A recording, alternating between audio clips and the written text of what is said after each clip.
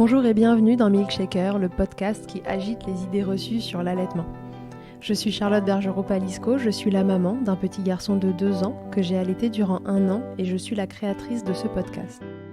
Dans la vie, je suis ostéopathe et spécialisée en périnatalité. Je m'occupe des femmes en général, de leur désir de grossesse à leur postpartum, des bébés et des enfants. J'accompagne spécifiquement certaines problématiques d'allaitement en libérant les bébés des tensions qui les empêchent de téter correctement, permettant un allaitement serein pour la mère et l'enfant. Au fil des consultations, je me suis rendu compte que le principal frein à l'allaitement, c'était le manque d'informations, de partage d'expériences et de vécu dans une société où l'allaitement n'est pas une norme. Je vous propose donc d'interroger avec moi des mères et des pères sur leurs expériences, mais aussi de vous informer auprès de professionnels spécialisés en allaitement. Mon objectif est simple, vous informer, vous donner des clés pour faire des choix en conscience, banaliser l'allaitement sous toutes ses formes, vous le rendre plus accessible, plus facile et alimenter ce fameux village dont on a tant besoin pour élever un enfant. Si vous aimez ce podcast et que vous souhaitez le soutenir, c'est très simple.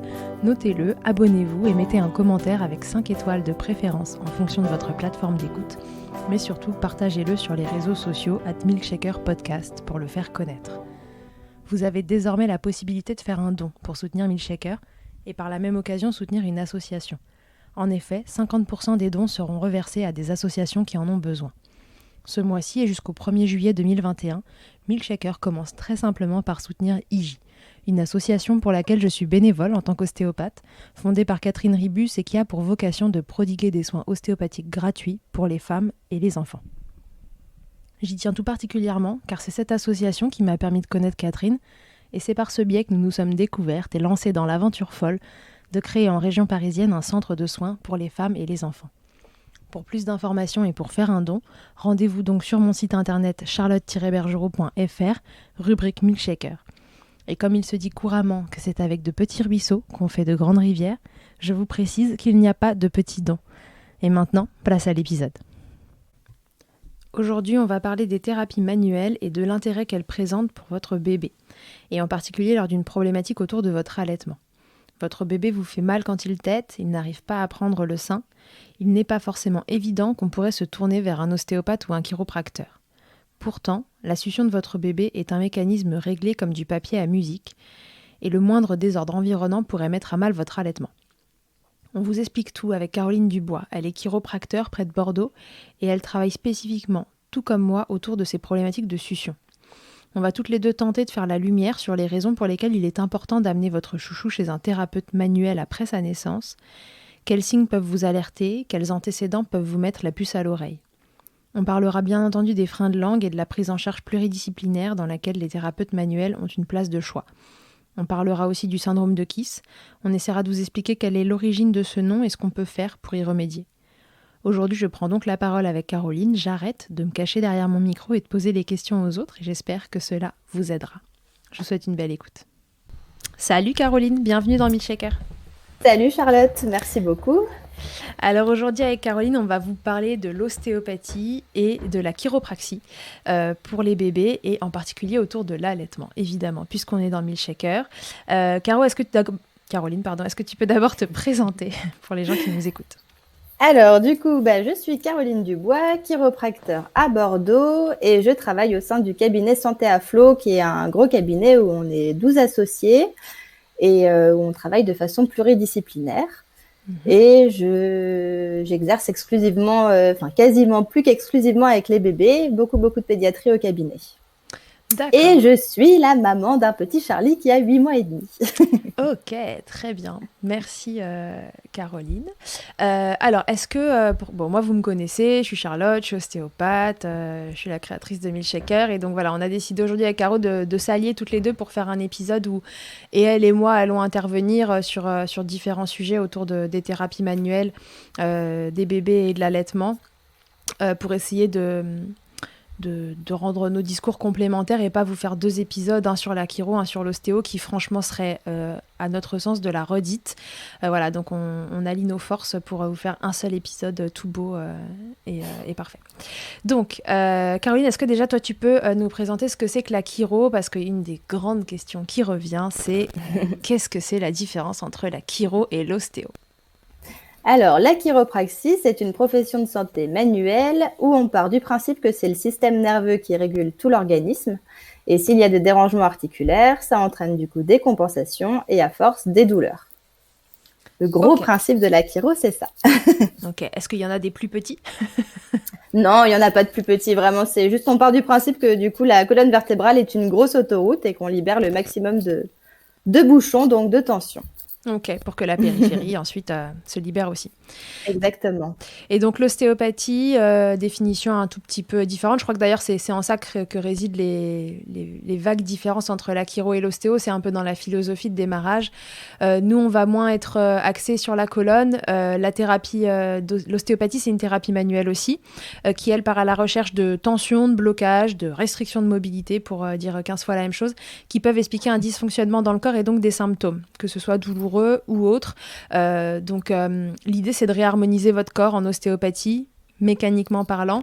On va à la recherche de ces tensions qui peuvent être articulaires, musculaires, viscérales et qui sont à l'origine de ces symptômes. On va les libérer, ces tensions, dans l'idée de rétablir votre équilibre physique. Et c'est censé vous libérer des symptômes qui vont avec si ce déséquilibre mécanique en est à l'origine. Donc voilà, pour faire simple, ça bouge pas, c'est dense, c'est souple.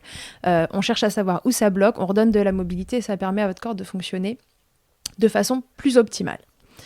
Et alors donc, on fait ça toutes les deux sur les bébés, parce qu'ils peuvent présenter plein de blocages. On va vous expliquer pourquoi. Et d'abord, on va faire un petit point. Alors, Caro, est-ce qu'on commence par les symptômes qu'on peut retrouver hors allaitement et ensuite on passe à l'allaitement? Peut-être que c'est ça le plus logique, non? Oui, pas de problème, oui, très bien. Alors, hors allaitement, les signes et les symptômes qui peuvent vous faire penser que votre bébé peut présenter des tensions, ou alors les antécédents qu'il a eus et qui peuvent faire penser qu'il faut consulter un ostéopathe ou un chiropracteur. On ne va pas faire de différence entre les ostéos et les chiros ici. Je pense qu'avec Caro, on a une vision assez similaire de la chose. Encore une fois, les vagues différences résident dans la philosophie au démarrage. Si vous trouvez quelqu'un autour de vous qui juste est bien formé, et c'est ça la clé, c'est vraiment quelqu'un qui est approfondi sa formation initiale, qui soit allé se former en plus, peu importe qu'il soit chiropracteur ou ostéopathe, le tout c'est qu'il travaille bien, ok? Je pense que deux ostéos peuvent être très éloignés en termes de pratique, comme un ostéo et un chiro peuvent être assez proches, donc surtout fiez-vous beaucoup au bouche à oreille et à ce que la personne soit formée. On est Donc, bien d'accord. hors allaitement, qu'est-ce qui peut vous faire penser que votre bébé il a besoin d'aller voir un thérapeute manuel et qui présente des blocages? Le plus évident, c'est déjà de regarder votre bébé et de vous demander est-ce qu'il n'a pas une drôle de posture. Si votre bébé, quand vous le posez sur le dos, vous le retrouvez en virgule ou en banane, donc la tête et les jambes d'un côté ou de l'autre, qu'il a la tête toujours tournée du même côté, ou qui se met, une fois qu'il est dans vos bras, s'il se met beaucoup en extension, vous avez l'impression qu'il veut toujours sortir de vos bras. Si vous voulez le mettre en portage, que c'est difficile à faire, on appelle ça des bébés qui ne s'enroulent pas, ils ont du mal à retrouver leur position fétale, et ça peut être dès la naissance comme un peu plus tard. C'est pas non plus normal à 3 mois de vouloir sortir à tout prix d'une écharpe de portage. Donc il tourne toujours la tête du même côté, ça peut être associé à une tête qui s'aplatit ou qui est déjà plate à la naissance. La tête de votre bébé, si vous la voyez un peu déformée dès la naissance, ça va valoir le coup d'aller voir un thérapeute manuel. Et si elle s'aplatit au fur et à mesure du temps parce qu'il a toujours tourné la tête du même côté ou parce qu'il s'est mis trop en extension, retenez un truc important, parce que ça je le retrouve toujours en consultation, c'est que les parents comprennent pas très bien pourquoi les têtes s'aplatissent. C'est pas le fait que votre bébé tourne toujours la tête du même côté ou qu'il soit en extension qui fait que la tête s'aplatit, c'est le fait que par cette position qu'il prend de façon récurrente, toujours du même côté ou toujours en extension, sa tête va appuyer contre le support sur lequel elle est, à savoir si votre bébé est sur le dos toute la journée, ce qui est entre guillemets recommandé en tout cas pour quand on le pose. La tête de votre bébé grandit en fonction des contraintes, enfin, tous les os d'ailleurs grandissent en fonction des contraintes et qui leur sont imposées, que ce soit des tractions ou des compressions. Et donc un bébé qui appuie un peu fort sur une partie de sa tête, que ce soit sur le côté ou derrière, de façon assez permanente, il va en fait empêcher la tête de grandir autant à cet endroit-là qu'à un autre et ça va l'aplatir. Caro, c'est clair ce que j'ai dit ? Exactement, oui, c'est bon. Okay. Très bien. Donc, votre bébé a la tête plate, il tourne toujours la tête du même côté, il est en banane, en virgule, il se met en extension tout le temps, il se laisse pas porter, vous le trouvez qu'il a la tête dans les épaules, comme votre bébé, il a pas de cou. Quand vous lui donnez son bain, c'est impossible d'aller lui laver les plis du cou, il a les plis du cou un peu suintants. Ça, les bébés qui sont comme ça, qui sont tout compacts, vous avez l'impression qu'ils ont quasiment le menton dans le sternum. Ça, c'est un bébé qui probablement présente des tensions. Dans les trucs qui sont moins observables, mais qui emmerdent bien tout le monde, les troubles digestifs, évidemment, du bébé. Votre bébé a des reflux ou les classiques coliques. Ça va être une raison de consulter. Et Caro, elle vous en reparlera dans les troubles de succion, parce que c'est un truc qui revient beaucoup quand il y a un trouble de succion, d'avoir des troubles digestifs. Et puis de façon plus générale aussi, votre bébé a du mal à dormir, il est inconfortable, on n'arrive pas à le poser, il pleure beaucoup, bref, ça ne va pas, votre bébé n'est pas comme on vous l'avait annoncé, à savoir un petit être trop mignon qu'on pose dans un berceau et qu'on prend en photo. Alors, tout ça, c'est des raisons pour venir consulter chez un thérapeute manuel. Pourquoi peut-être qu'on reviendra sur les causes après, parce que ça va se rejoindre. Tu veux nous dire les signes pendant l'allaitement, peut-être, qui laissent penser qu'il faut venir consulter? Oui, du coup, si jamais il y a une douleur, notamment sur un sein plus que l'autre, j'aurais dit. Ouais. Donc c'est aussi également, ça rejoint le fait de tourner la tête plus d'un côté que de l'autre. Tout à fait. Et un bébé qu'on a du mal aussi à positionner. Donc là, c'est souvent donc les consultantes en lactation IBCLC qui nous réfèrent ces bébés-là, d'ailleurs. Ouais. Qui ont du mal du coup à trouver une position où le bébé est vraiment à l'aise. On voit que s'il y a trop de tension, c'est un bébé qui va toujours se tortiller, même en étant au sein, même en tétant, ça continue tout le temps. Après, on peut également avoir les bébés qui ont une toute petite ouverture de bouche avec du coup beaucoup de tension au niveau de la mâchoire, des claquements de langue, des fausses routes, ça peut aussi lors de la déglutition. Des enfants qui se décrochent énormément du sein quand ils tètent. Ils n'arrivent pas du tout à être hermétiques au sein et ils font du coup que bouger tout le temps, les pauvres. Tremblement du menton également, et tout ça, ça engendre donc ce que tu disais pour les douleurs digestives, le fait de claquer la langue par exemple, ils avalent de l'air à chaque fois.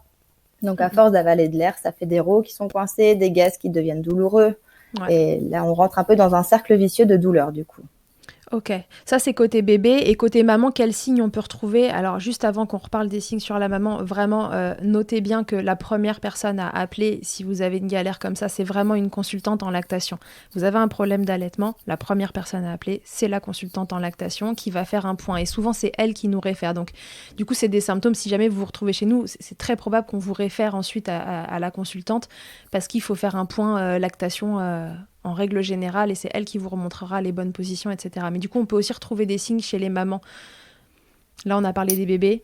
Les blessures, des crevasses qui se mettent en place à cause d'une mauvaise succion. Donc, à force, ça irrite le téton, le mamelon, et donc ça fait des vraies blessures qu'il faut prendre en charge assez rapidement, parce que sinon, la maman soit arrête d'allaiter.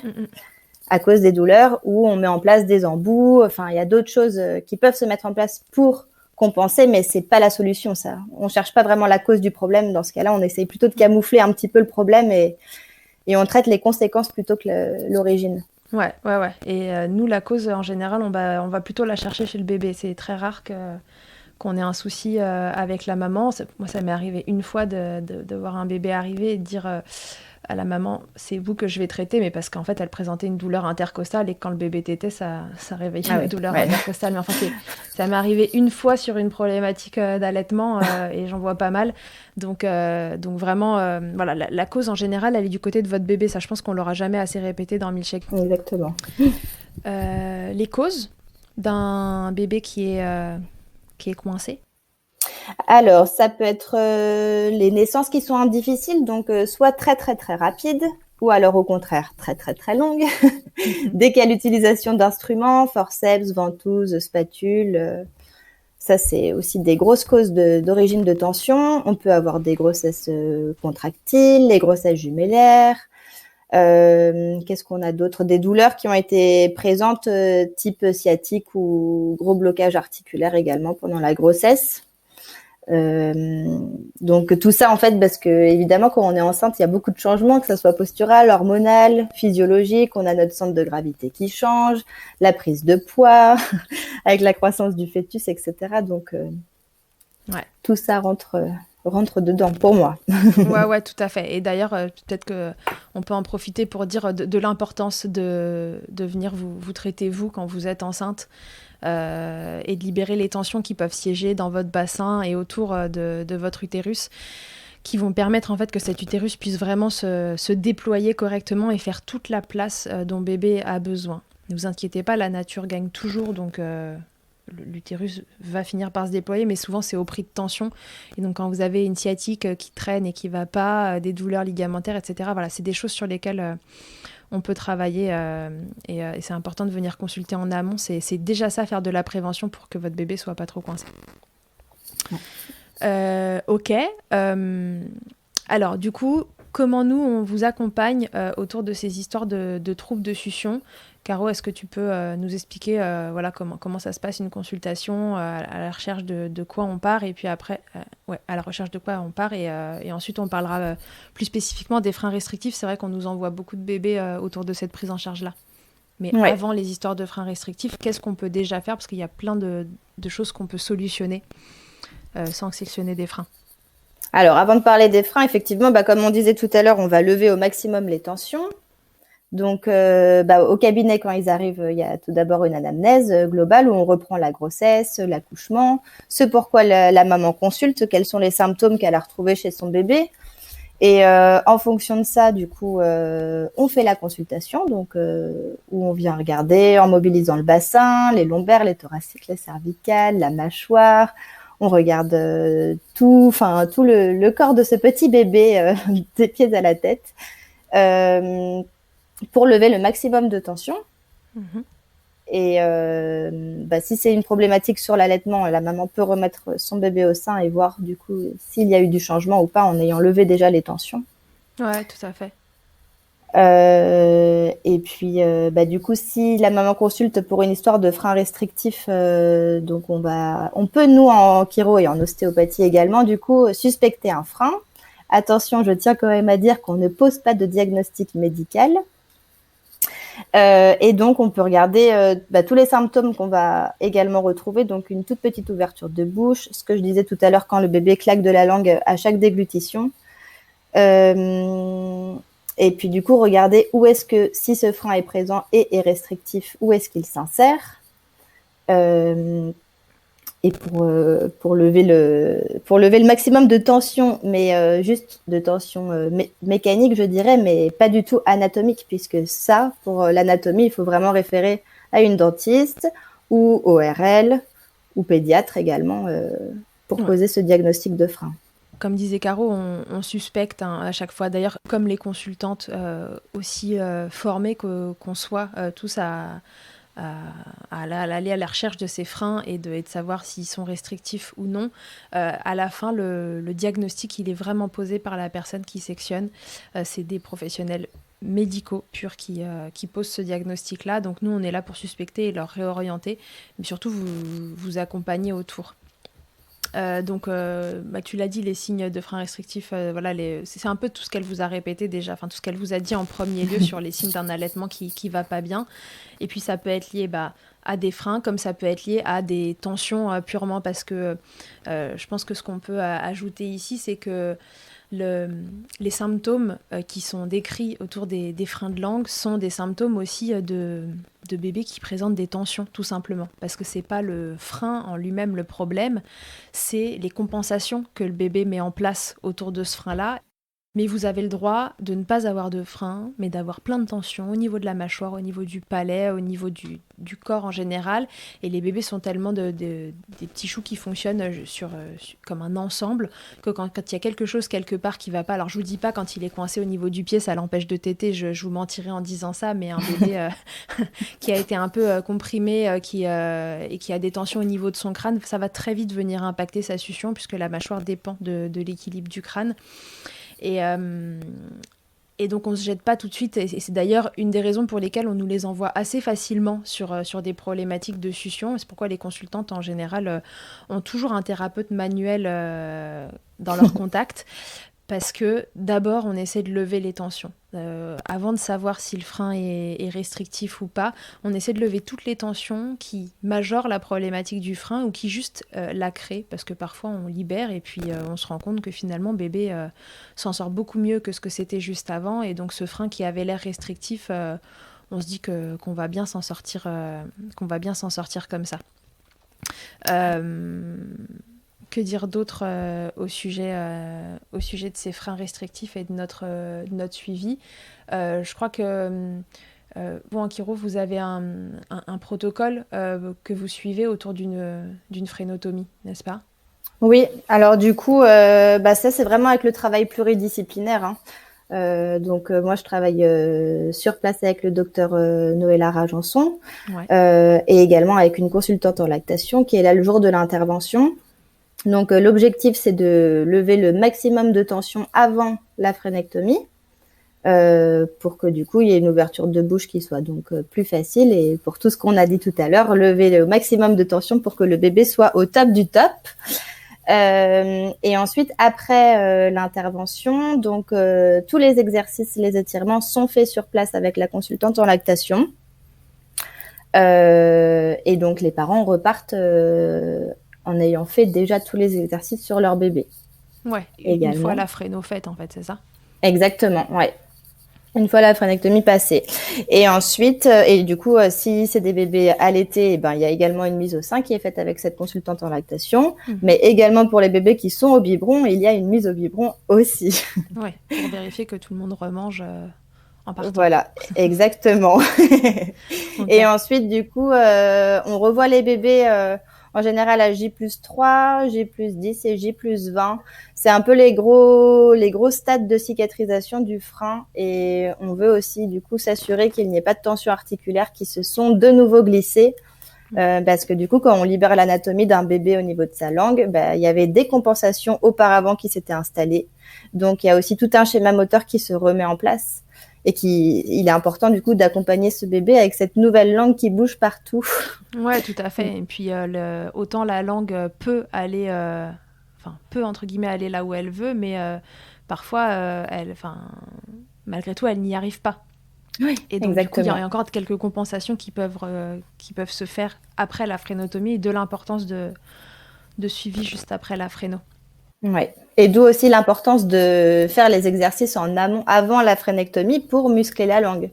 Puisque lors de l'intervention, on va uniquement libérer, Noëlla Rajanson ou peu importe, les dentistes ou ORL ou pédiatres vont uniquement libérer l'anatomie, mais ça va pas donner la force à ce bébé. Donc c'est pour ça que c'est important de muscler la langue auparavant.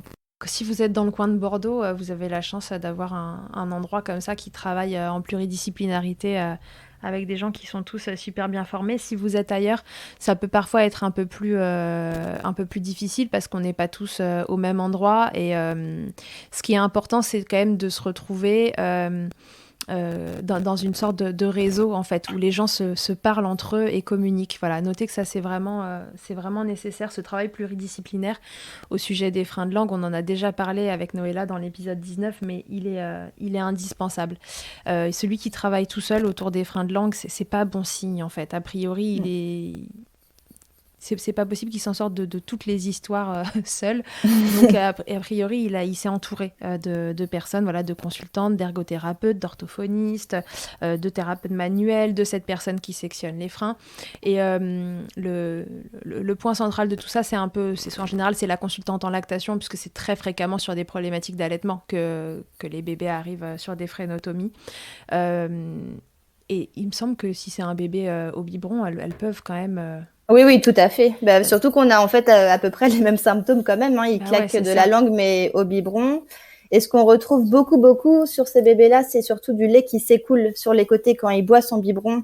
Ouais. Donc les bébés au sein, ils n'arrivent pas à être hermétiques au sein, mais au biberon, ça coule en fait. Vraiment, c'est des mamans qui vont dire dès qu'il prend son biberon, je suis obligée de changer le bavoir au milieu. Ouais. Je suis obligée de faire attention. J'ai mon bras qui est trempé. Enfin, voilà, vraiment, Ouais. c'est Il y du en a lait qui s'écoule. partout, ça coule de Exactement. partout, c'est pas hermétique en effet. Et en effet, c'est les mêmes problèmes et que votre bébé soit allaité ou biberonné. L'avantage entre guillemets du biberon dans ces cas-là, mais ça s'en est pas un, hein, c'est que c'est encore une fois c'est masquer du symptôme, mais comme il y a tellement de formes de tétines possibles et imaginables, parfois vous en trouvez une qui rentre un peu genre comme un Lego d'un Tetris, vous voyez, dans le truc, et qui du coup fait qu'il y a moins de lait qui coule, mais c'est pas parce qu'il y a moins de lait qui coule que votre bébé il tète mieux. C'est juste que cette tétine-là, qui a priori n'est pas physiologique, puisque bébé tétait mal, se clipse un peu mieux dans sa bouche. Ouais, exactement. Donc voilà, vraiment de l'importance de ce travail en réseau autour des freins de langue, ça c'est vraiment super important. Et le thérapeute manuel, bah voilà, comme vous l'a dit Caro, il est là pour accompagner avant, préparer bébé, libérer toutes les tensions, et puis après... toujours pareil, accompagner, continuer de libérer les tensions jusqu'à ce que bébé finalement soit indépendant et que ça y est, il ait pris la bonne pente et qu'il ne compense plus finalement autour de ce frein qui était restrictif. Est-ce qu'on s'est tout dit, tu penses, sur les histoires de freins restrictifs et d'allaitement, ou est-ce qu'il y a quelque chose qu'on aurait pu oublier ? Il me semble qu'on a fait le tour pour ce qui est des freins restrictifs. Hein. Ouais, je pense qu'on est bien. Je pense que c'était assez complet. Ok, donc voilà, c'est important pour nous de vous parler du syndrome de Kiss. Le syndrome de Kiss, c'est un peu comme Voldemort, c'est celui dont on ne voulait pas dire le nom. Non, on peut pas ne pas vous en parler parce que c'est un mot que vous entendez forcément en tant que parent si vous faites quelques recherches parce que votre bébé est plus ou moins compliqué, entre guillemets, à la maison. Et donc voilà, on va vous en parler un peu. Caro, est-ce que toi tu veux dire un truc avant que je déballe tout mon truc sur le syndrome de Kiss ?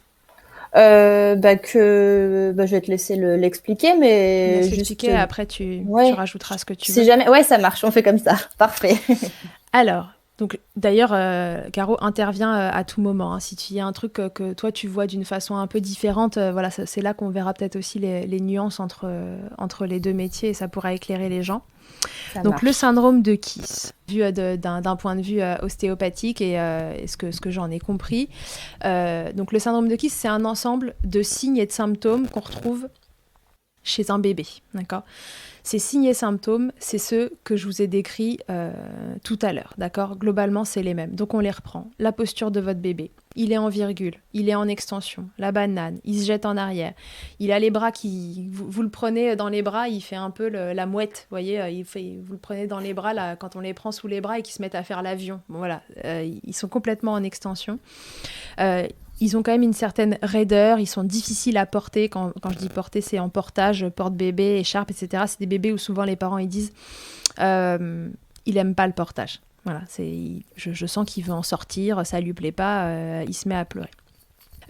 Ces bébés qui ont la tête dans les épaules, toujours pareil, quand on parle de posture, ils ont la tête dans les épaules. Vous pouvez vous retrouver avec des bébés qui ont quasiment le menton au niveau du sternum. On dit qu'ils n'ont pas de cou. Ces bébés... Les autres signes qu'on retrouve, c'est les plagiocéphalies et les brachycéphalies. On va refaire la différence entre les deux. Je vous parlais tout à l'heure des bébés qui ont la tête toujours du même côté. Donc, si le bébé a toujours la tête, par exemple, du côté droit, c'est le côté droit à l'arrière de sa tête qui va être toujours appuyé contre un support quand il est allongé sur le dos. Et donc, c'est ce côté-là qui va s'aplatir. La plagiocéphalie a cette notion d'asymétrie. C'est que d'un côté, la brachycéphalie, c'est l'aplatissement de la tête de votre bébé, mais vraiment en arrière, centrale. Et donc ça, c'est les bébés qui n'ont pas particulièrement de préférence pour tourner la tête d'un côté ou de l'autre, mais qui par contre sont très en extension et ils vont venir plus appuyer sur le support et finir par déformer leur tête. Certains arrivent déjà avec une plagiocéphalie ou une brachycéphalie, c'est un peu plus rare, mais voilà, c'est le signe qu'il y avait déjà des tensions en intra-utéro. C'est des bébés souvent qui ont des gros troubles digestifs, ça va jusqu'aux intolérances ou aux allergies alimentaires. On retrouve souvent des tableaux où au niveau digestif c'est assez compliqué. C'est des bébés qui pleurent beaucoup, qui éventuellement ne dorment pas bien.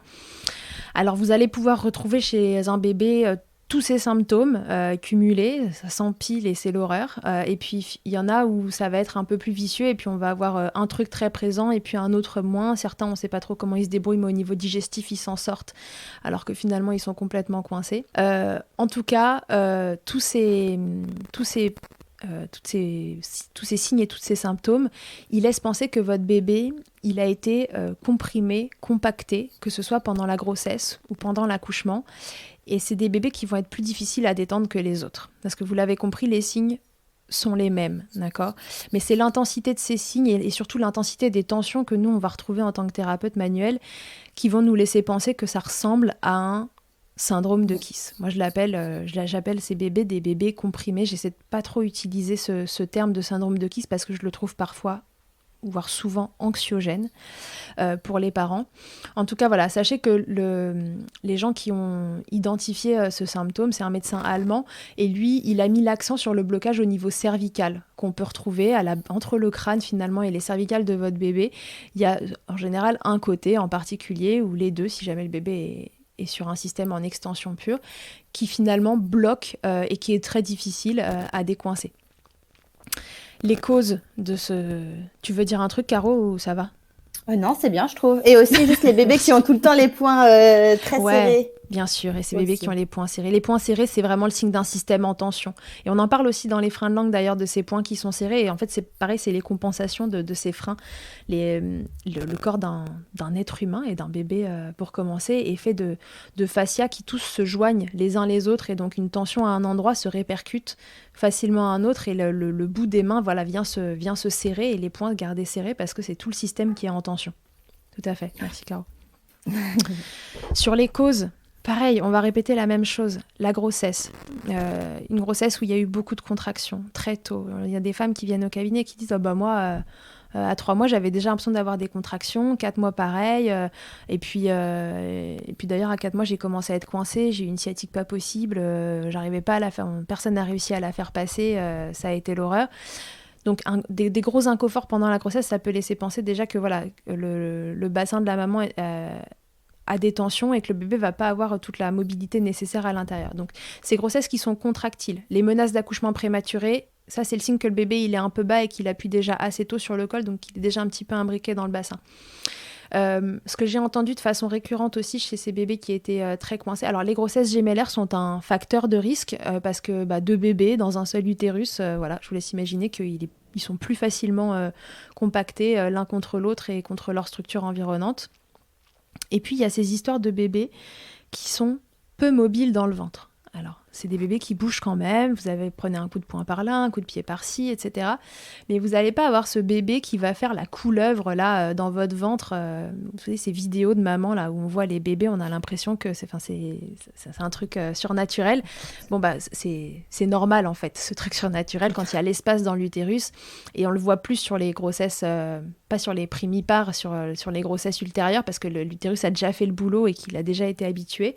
Mais sur une primipare, on peut tout à fait avoir ces mouvements-là aussi, et quand le bébé il est bien mobile comme ça dans le ventre, il va avoir moins de chances d'être bloqué. Donc ce que je retrouve régulièrement sur des histoires de bébés très bloqués, moi, c'est des mamans qui me disent ah oui, il était toujours à droite, hein, ou toujours à gauche. Et oui, il était là, il était bien, il bougeait pas. D'ailleurs, il a été là très tôt, et puis après, on n'en a plus entendu parler, il a plus jamais bougé. Ça, c'est quand même un truc qui se retrouve régulièrement et qui laisse penser que le bébé, il arrivait peut-être pas à prendre l'espace qu'il voulait et qu'il est resté coincé à cet endroit-là et qu'il a grandi du coup sur un milieu un peu restreint. Pendant l'accouchement, on répète, les accouchements déclenchés qui... souvent avec de l'ocytocine, du syntocinon, on appelle ça, le médicament s'appelle le syntocinon, qui permet d'augmenter la contractilité de l'utérus quand ça traîne un peu. Et l'ocytocine donne des contractions qui ne sont pas similaires aux contractions qui sont naturelles. L'utérus contracte de façon plus forte et moins physiologique, qui fait que les bébés peuvent ressentir des contractions plus fortes et être plus comprimés à la sortie. Les accouchements qui finissent en beauté avec forceps, ventouse et tout le tintouin. Donc en général, c'est que bébé est resté un peu coincé dans le bassin et qu'il faut l'extirper de là dardard. Et puis les césariennes, je dirais en particulier si elles sont faites en plus de façon urgente, puisque pareil, on est dans un cas où l'accouchement n'avançait plus, bébé souffre et donc du coup on vient le sortir de l'autre côté. Et là où parfois le passage dans le bassin en bas n'est pas qu'une question de compression, mais permet aussi de remodeler un petit peu tout ça et de remettre à zéro, là pour le coup il s'est fait comprimer dans tous les sens et en plus il bénéficie pas de ça et on l'enlève le haut en césarienne. Il faut que vous voyez tout ça comme comme une somme de facteurs, mais ne prenez pas peur si on vous déclenche votre accouchement ou si vous avez un peu contracté pendant la grossesse. Tout ça, c'est finalement chacun des facteurs de risque d'avoir un bébé qui est coincé. Donc il ne faut pas que vous preniez peur, voilà, si demain votre accouchement est déclenché, que vous disiez oh là là, je vais avoir un bébé, ça va être un syndrome de Kiss, ça va être terrible. Non, surtout pas, c'est pas ça le message qu'on essaie de faire passer, c'est que le cumul de toutes ces choses-là fait qu'on a plus de chances d'avoir un bébé coincé. Et ça marche dans les deux sens. On a de temps en temps des bébés en consultation qui ont une histoire sur le papier parfaite et puis qui pour autant présentent une somme de tension importante et qui sont pas faciles à décoincer. Et puis on en a qui ont une histoire où on se dit oh là là, quand on est à l'interrogatoire on se dit bon bah là ça va pas être drôle parce que vu l'histoire il va être complètement coincé, et puis contre toute attente ce bébé va pas si mal que ça. Donc voilà, ça je pense que c'est important à savoir pour pas s'affoler, et si vous contractez un peu parce que vous êtes stressé, voilà, paniquez pas. Paniquez pas, c'est pas une autoroute entre les deux. En tout cas, ce syndrome, on le nomme quand l'intensité des tensions est importante. Pour vous donner une image, essayez de penser à un ressort. Votre bébé est un ressort de sa tête jusqu'à son bassin. Il fonctionne comme un ressort qui... c'est dommage parce que vous ne voyez pas mes mains. Je suis meilleure à parler avec mes mains. Je ne sais pas pourquoi je fais un podcast d'ailleurs. Je suis meilleure pour parler avec mes mains. Donc, votre bébé est un ressort de la tête jusqu'à son bassin. Et donc, fonction de la contractilité de votre utérus, de position qu'il a pris un peu fantasque pendant la grossesse, de cet accouchement qui est trop rapide avec des contractions très fortes, trop long avec des contractions pas forcément très fortes, mais très longtemps, l'ocytocine qui donne des contractions différentes, les instruments, etc. Ce bébé va pouvoir être finalement comprimé. Ce ressort va être comprimé. Un ressort, c'est super parce qu'on le comprime, il se décomprime, on le comprime, il se décomprime. Sauf que si on le comprime trop fort ou trop longtemps ou pas bien ou de travers, il va peut-être finir par garder une empreinte finalement de ces compressions qui lui sont appliquées. Et donc on le force à s'adapter. Et c'est quand le ressort finalement garde une grosse empreinte de tout ça qu'on parle de ces bébés qui sont coincés.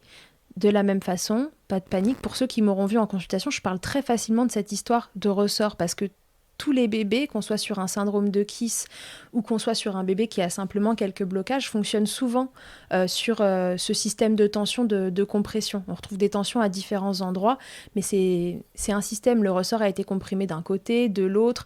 Imaginez ce ressort, si on le comprime très fort, il va finir par le milieu du ressort va finir par filer sur le côté. Vous voyez, alors peut-être que si je vous dis la pile d'assiettes, un petit coucou à Catherine Ribus, si vous empilez une pile d'assiettes comme ça, et au bout d'un moment, vous voyez, il y a une assiette au milieu qui va finir par filer sur le côté parce que la compression, elle est trop forte. Et c'est là que vous allez retrouver votre bébé en virgule s'il n'arrive pas à se libérer tout seul de cette compression de la pile d'assiettes. C'est beaucoup mieux avec les mains, hein, Caro, elle regarde. Oui, c'est vrai. Et je pense que c'est beaucoup mieux avec les mains. Vous nous direz si c'est clair. Si c'est pas clair, je vous referai une vidéo.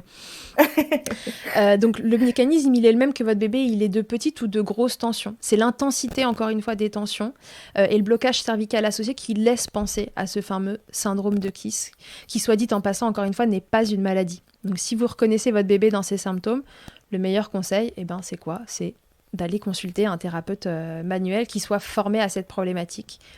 Parfois, on ne s'en sort pas tout seul.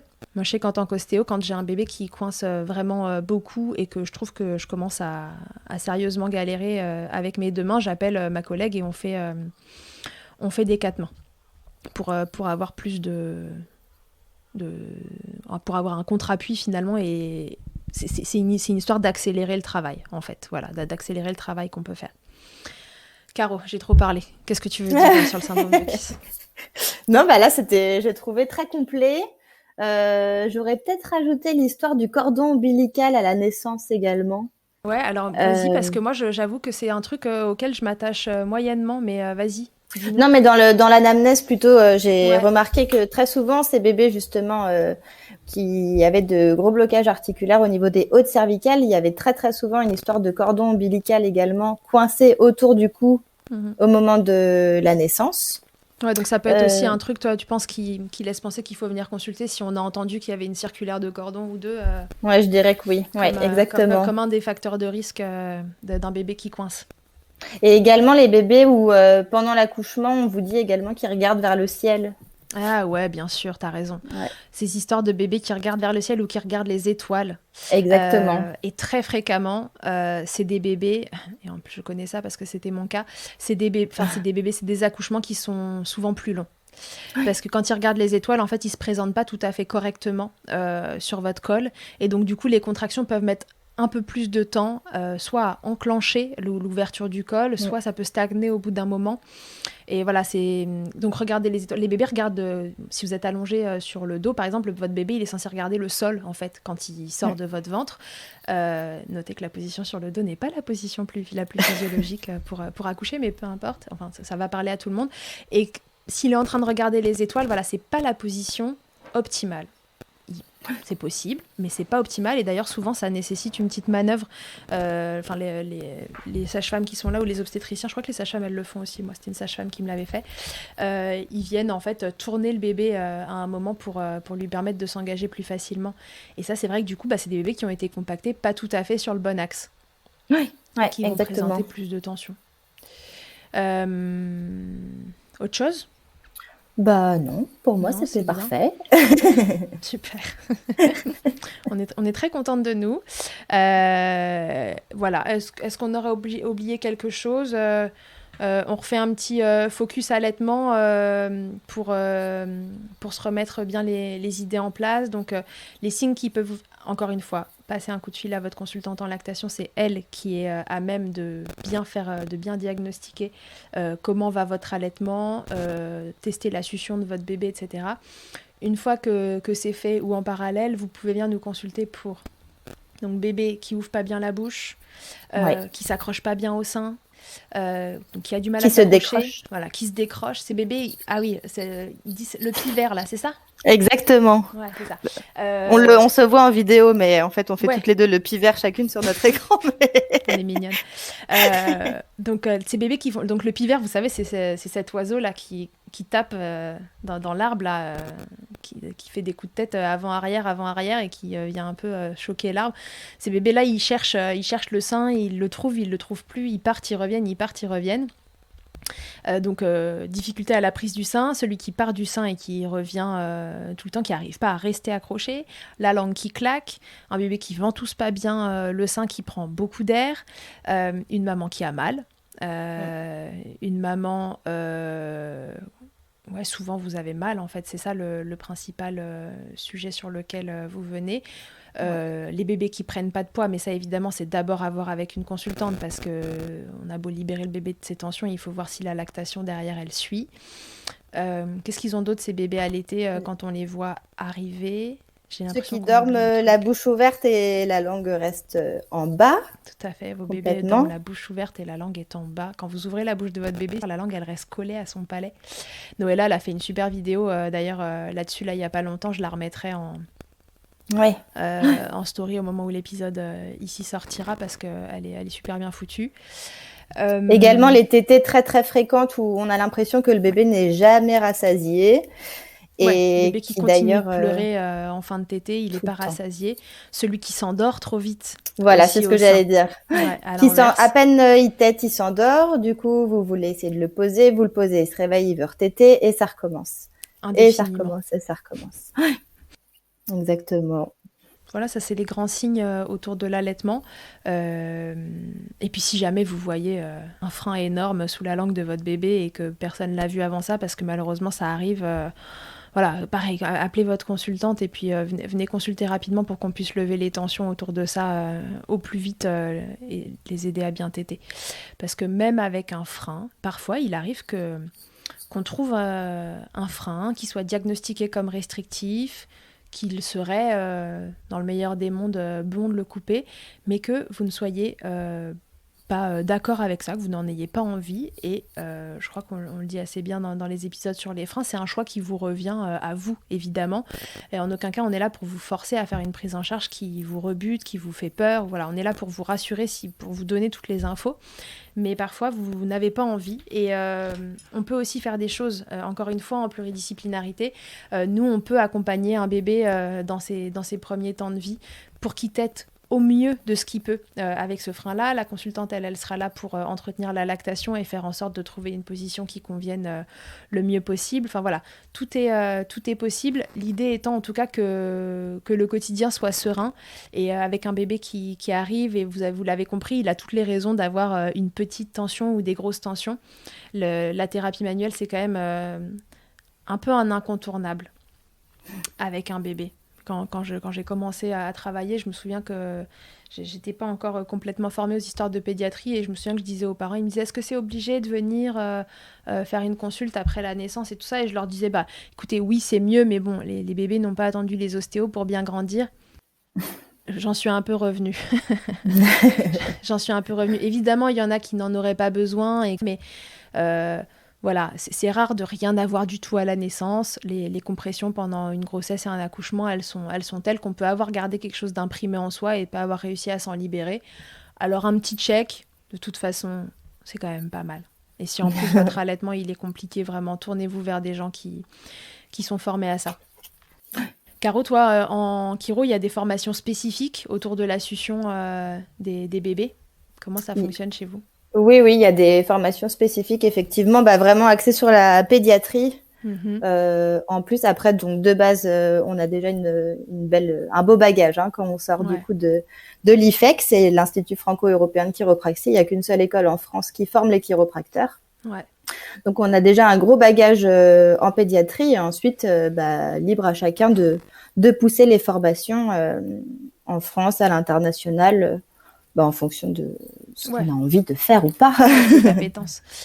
Pour nous, en ostéo, c'est, je trouve, un tout petit peu plus compliqué parce que, à mon sens, et ce n'est que mon avis, mais la formation initiale pour les ostéopathes en pédiatrie, je pense, en tout cas, ma formation initiale à moi n'était pas suffisante.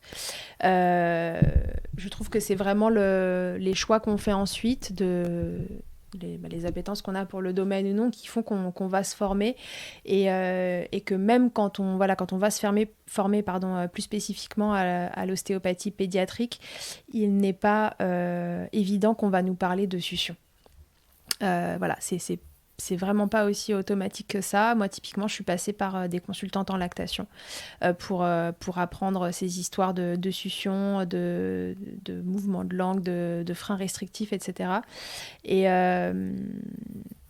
donc voilà, il y en a plein qui le font. Et il y en a plein aujourd'hui qui le font, donc il y en a de plus en plus. C'est une super nouvelle parce que la succion dans l'équilibre d'un bébé, c'est quand même beaucoup trop important pour passer à côté. Allez voir des gens qui se sont vraiment intéressés au domaine. Je crois que c'est un bon conseil. Ouais. Voilà. Je crois qu'on en a dit pas mal. Ben oui. Tu vas ajouter un dernier truc, Caro ? Pour moi, non. Je pense qu'on a vraiment fait le tour. J'ai l'impression que c'était complet. J'espère, en tout cas, que on a pu lever beaucoup d'interrogations. Ouais, voilà. Et puis après, si vous voulez en savoir plus, n'hésitez pas à nous contacter. Mettez un commentaire sous le post du podcast pour nous poser des questions. Et puis, si ça génère des questions, on y revient. On y reviendra. On a mis à peu près 4 mois à réussir à tourner cet épisode. Je pense qu'au mois de décembre 2021, on peut en faire un deuxième, quoi. Aucun problème, avec grand plaisir. Ok. Bon, voilà, j'espère qu'on vous aura apporté un éclairage sur à quoi servent les thérapies manuelles autour de l'allaitement. Et puis, on a forcément élargi parce que l'allaitement, c'est un domaine, une occupation de votre bébé qui dysfonctionne quand il a des tensions. Mais on était obligé de voir plus large que ça pour que vous compreniez, parce que ça n'a pas de sens de parler que de l'allaitement. C'est pas bébé tête mal, il a juste la mâchoire qui coince, c'est plus compliqué que ça. Et donc voilà, j'espère que ça vous aura plu et que ça vous aura éclairé. Et puis je vous dis à tous et à toutes, à très bientôt dans Milkshaker. Caro, à plus. À très bientôt, et puis merci beaucoup Charlotte. De rien. À bientôt. Que ce soit votre première écoute ou que Milkshaker vous accompagne régulièrement, merci beaucoup d'avoir écouté cet épisode. Pour suivre l'actualité du podcast, ça se passe sur le compte Instagram du même nom ou sur mon site internet charlotte-bergerot.fr où vous trouverez tous les épisodes et la rubrique Milk Letters. On se quitte encore et toujours avec Emma, la voix officielle de Milkshaker et son titre I'll Be There, qu'on ne présente plus.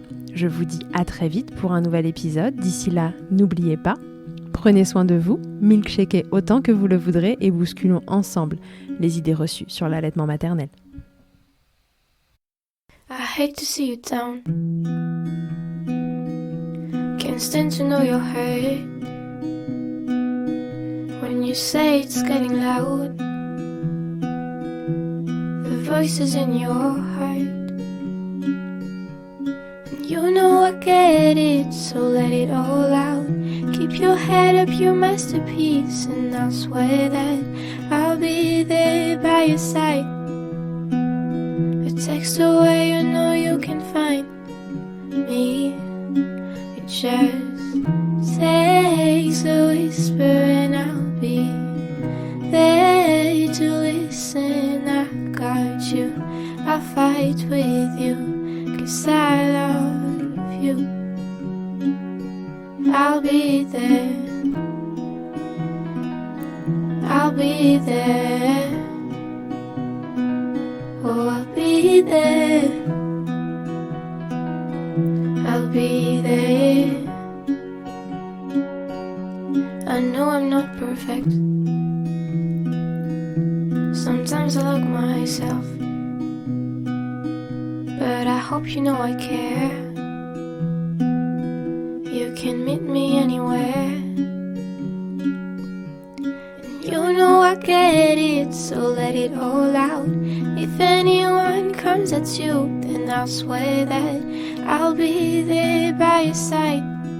A text away, you know you can find me.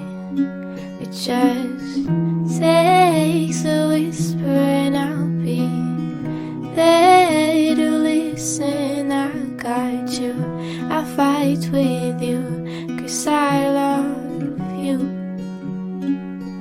I'll be there, I'll be there, oh I'll be there, I'll be there. Just me every time I have you back, and I know that you do the exact same for me. Side by side, don't even need to talk.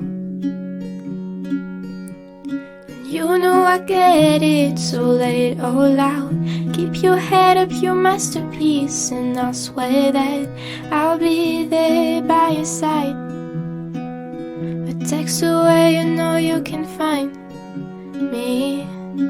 It just takes a whisper and I'll be there to listen. I got you, I'll fight with you, 'cause I love you.